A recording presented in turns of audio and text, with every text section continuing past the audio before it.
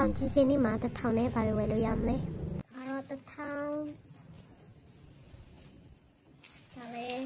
တစ်ထောင်ဒီအလေးကလည်းတစ်ထောင်ပါဝိတ်ရှိဖို့ဖို့တစ်ထောင်ဖို့အများကြီးရပါတယ်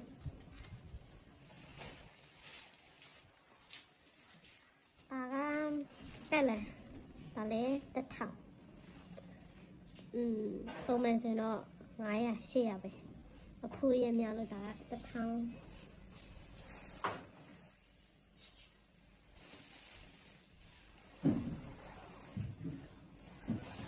ဒီမမီဒီဟာကြတော့တစ်ထောင်ဖိုး6စီဆိုတော့တစ်စီကို100ကျော်ပဲကြမယ်စီ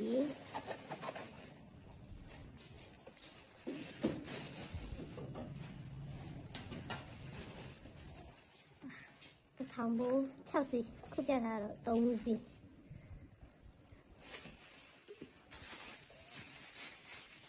ဒီ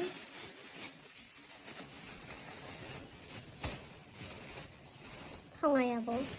1500ဒါတော့ဒီနေ့စီကြည့်တော့ပါလေတောင်းတဲ့ထောင်ဖြစ်သွားတယ်စိုးဝေးလိုက်လို့နောက်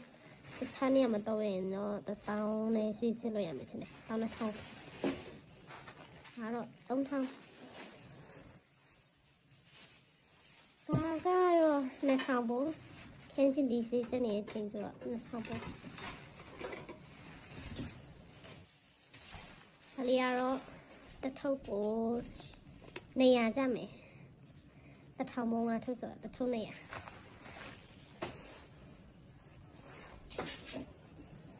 ဒါကတော့တိတ်တာရှိမယ်3000ပုံ